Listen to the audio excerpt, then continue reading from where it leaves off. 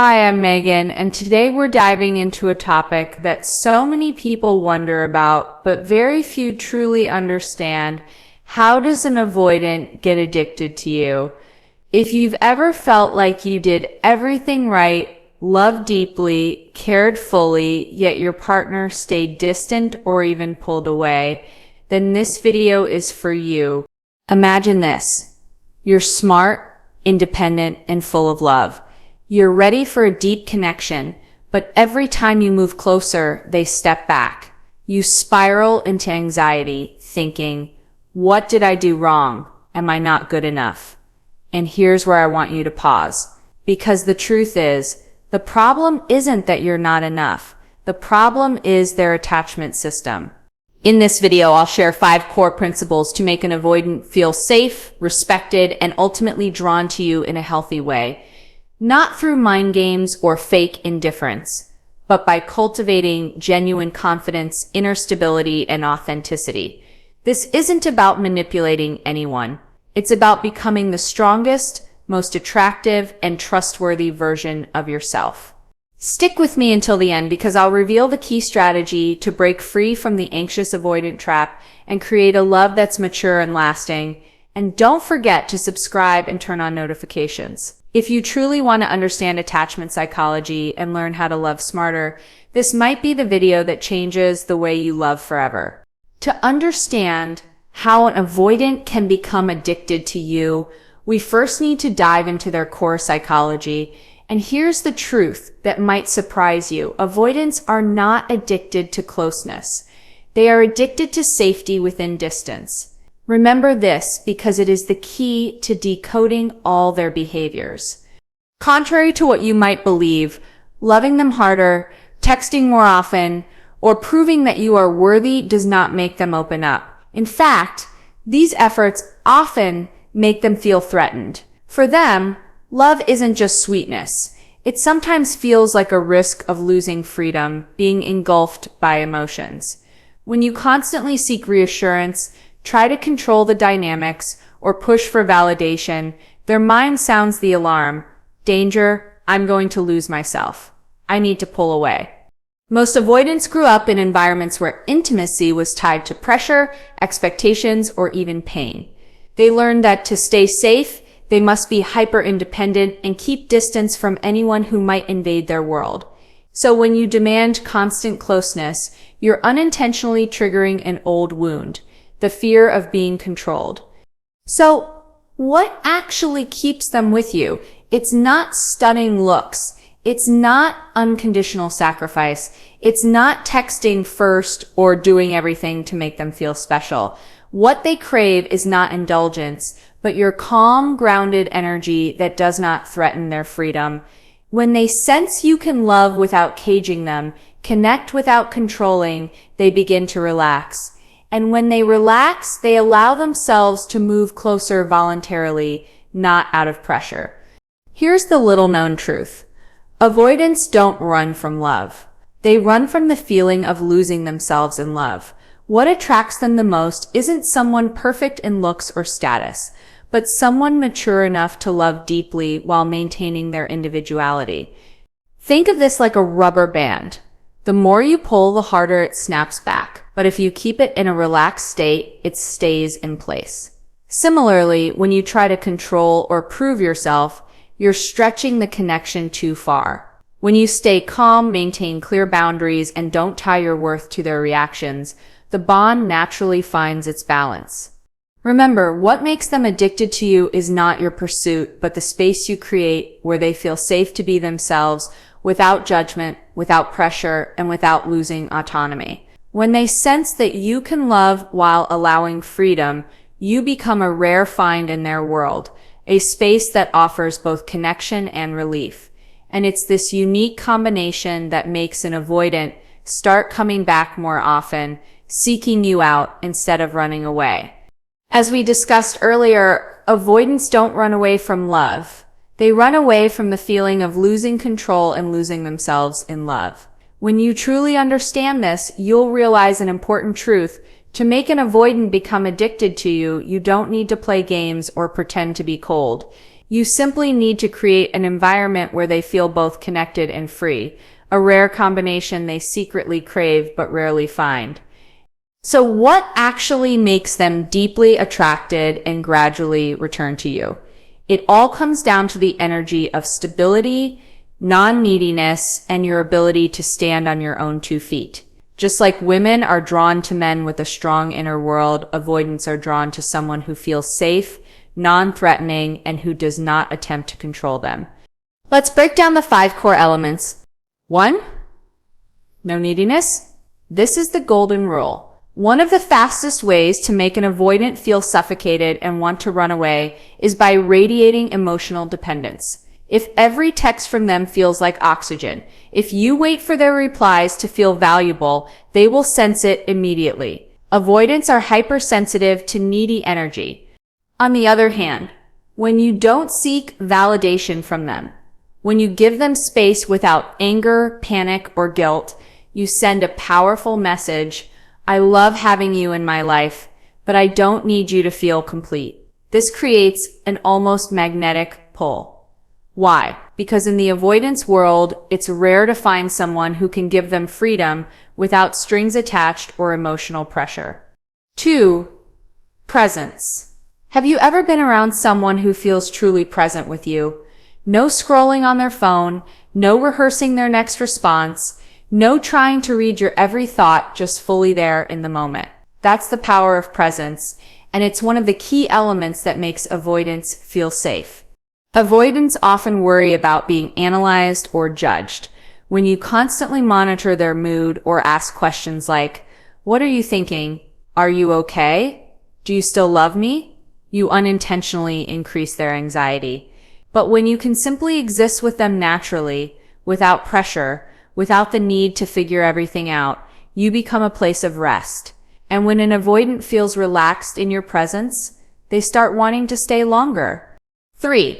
Non-reactivity. This is the single biggest difference between someone who triggers avoidance and someone who attracts them. When they pull away, and trust me, they will at some point, what do?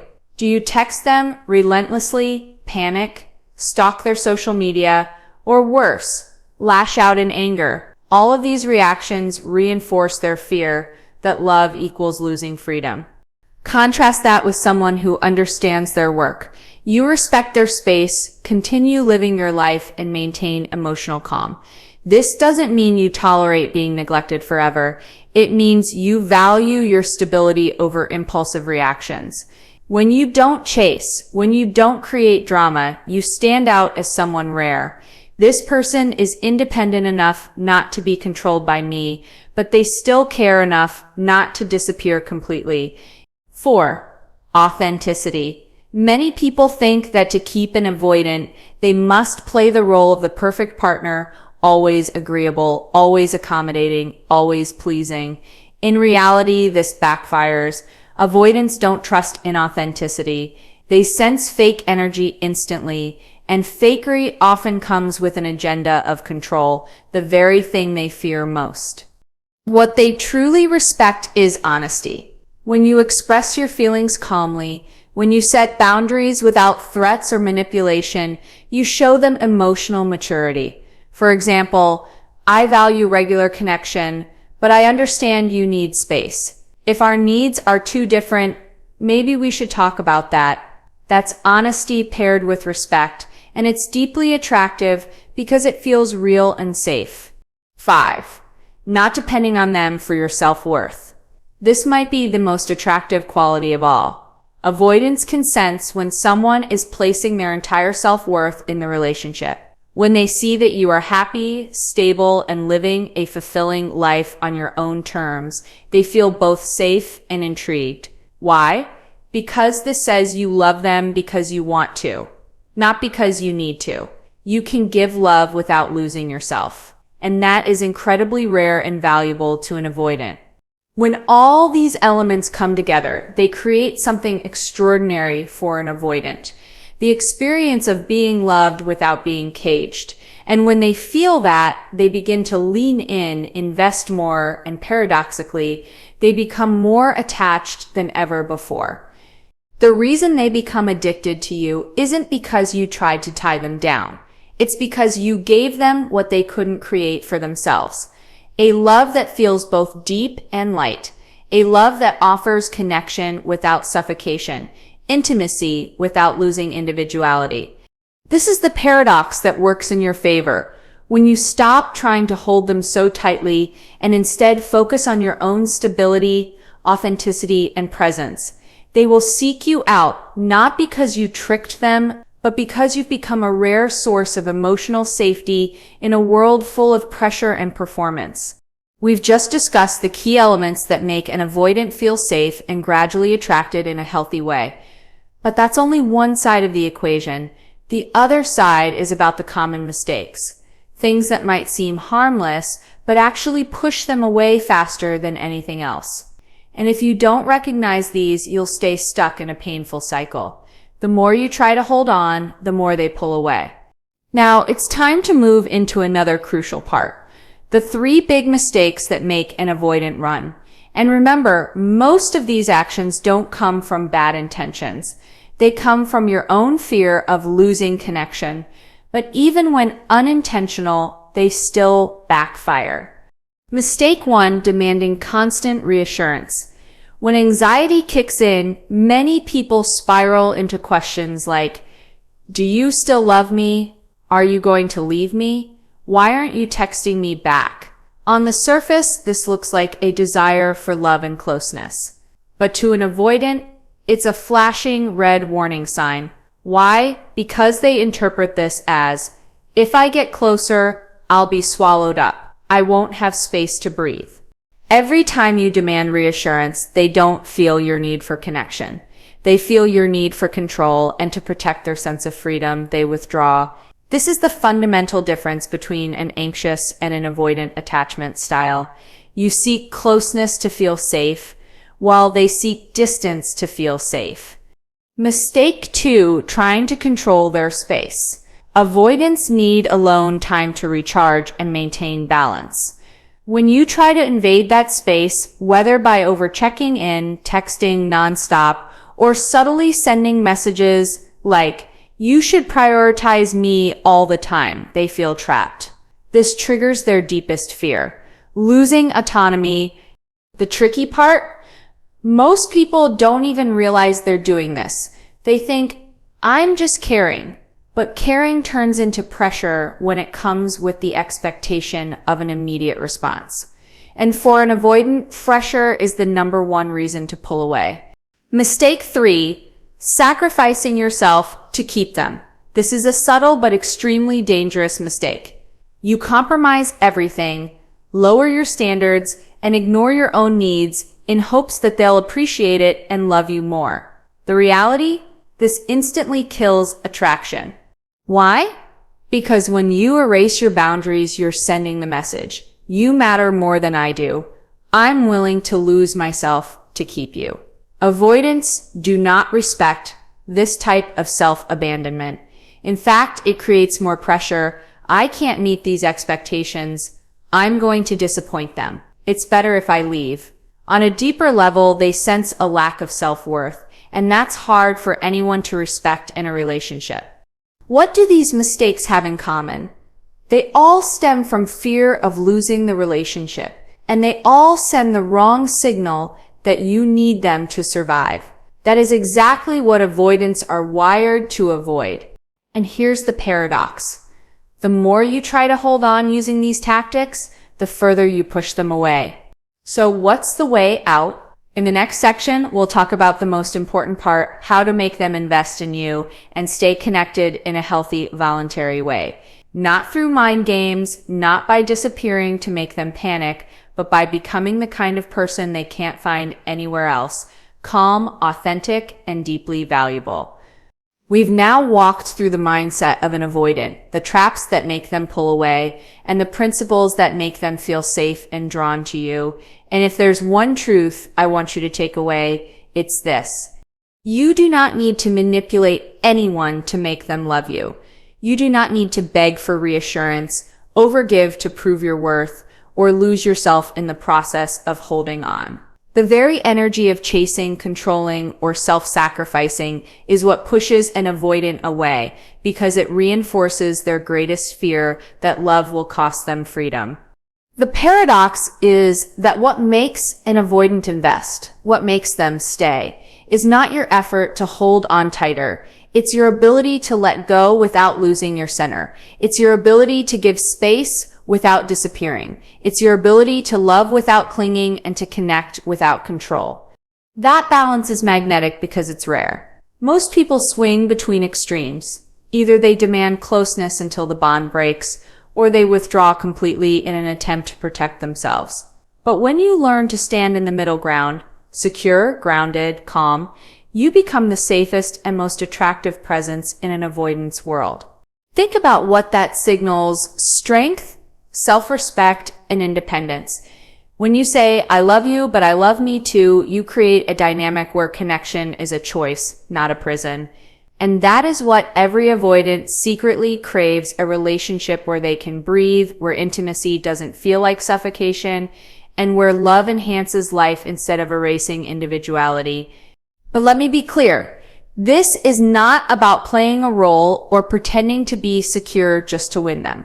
It's about doing the real work, building your own inner stability, creating a life you love, and setting standards that honor your worth. Because when you no longer need their validation to feel whole, you become the kind of person who is naturally irresistible, not just to an avoidant, but to anyone. If you take nothing else from this, remember this: healthy love is not about chasing or controlling. It's about two whole people choosing each other freely. So the next time you feel the urge to overcompensate, pause, breathe, and ask yourself, what would the most secure version of me do right now? Then do that. Because the truth is, you don't attract deep, lasting connection by losing yourself. You attract it by becoming the person you'd be proud to love. Now, if this resonates with you and you want to dive deeper into attachment dynamics, understanding the anxious avoidant trap, and learning how to create a love that feels safe and exciting at the same time, make sure you subscribe, hit the like button, and stay until the end of this series. Because in the next video, I'm going to share the ultimate roadmap to building unshakable confidence, the kind that makes you magnetic no matter who you're with. At this point, we've explored the key principles for creating lasting attraction with an avoidant. But there's one secret most people overlook, and this is the factor that truly determines whether they bond deeply with you. That secret is this: you do not need them to complete you. It sounds simple, yet most heartbreak stems from a single false belief: I can only be happy if someone loves me. That belief doesn't just strip away your value, it turns you into someone who chases and clings, the very behavior an avoidant fears most. Avoidants become addicted to one thing: the sense that you are whole even without them. This stands in stark contrast to the anxious attachment pattern, which desperately seeks to fill an inner void through another person. When you are at peace with yourself, when you can love without losing your identity, when you can give them freedom without spiraling into panic, you become a rare safe harbor, a place where they can experience connection without feeling trapped. That is the moment they become drawn to you because you offer them something precious and rare: love without captivity.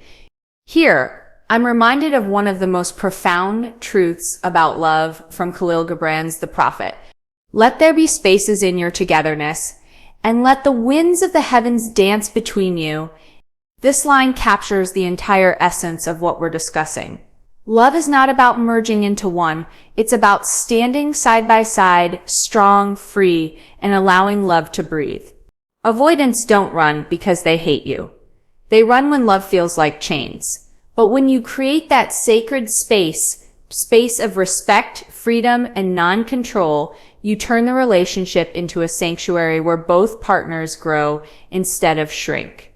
The beauty is that once you reach this state, you're not just attractive to avoidants. You become magnetic to everyone.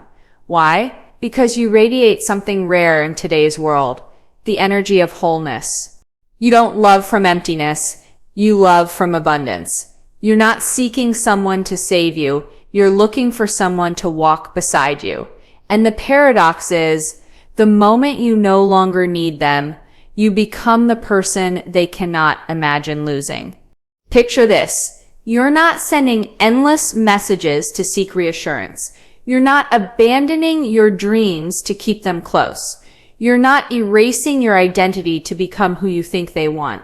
Instead, you're standing firm in your values, open-hearted yet rooted in your own soul. That is the essence of real love. Not fusion, but harmony between two free beings. And here's the ultimate reminder. Never give anyone the power to decide whether you are complete. You were born whole. A relationship is an addition, not a repair. When you live by this truth, every connection becomes lighter because you no longer love from fear of loss, but from the fullness within you. And it is in that space that an avoidant or anyone realizes you are unlike anyone else, a source of love that is deep, liberating, and profoundly peaceful. So here's the truth you need to take with you. Healthy love isn't about chasing, controlling, or trying to become someone else to keep a relationship. It's not about proving your worth or shrinking yourself to fit another person's comfort zone. Real love, the kind that lasts and feels safe, is born when two whole people choose each other freely. If you want an avoidant to invest, if you want any relationship to thrive, start with this. Become the person who doesn't need validation to feel valuable. When your sense of worth comes from within, you're no longer living in fear of losing someone. You're living in the fullness of who you are. That energy is magnetic because it says, I love you, but I love me too. And this isn't just about attracting someone. It's about creating a life that feels good with or without them. When you get to that point, you stop clinging, you stop conforming, and you stop negotiating your self-respect. You start living in a way that makes people want to stay, not because they feel trapped, but because they feel safe, free, and deeply seen. So before you ask, how do I make them love me? Ask this instead. How do I love myself so fully that I never lose me in loving someone else? That's where true security begins, and that's where lasting connection is born. If this message resonated with you, stay connected. Subscribe to the channel, hit the like button, and share this with someone who needs it. And don't stop here, because in the next video, I'm going to show you the roadmap to becoming unshakably secure, the version of you that not only attracts love, but thrives in it. Your next step? Choose yourself first, always. Because the most powerful love you'll ever offer someone is the love that doesn't come from fear, but from freedom.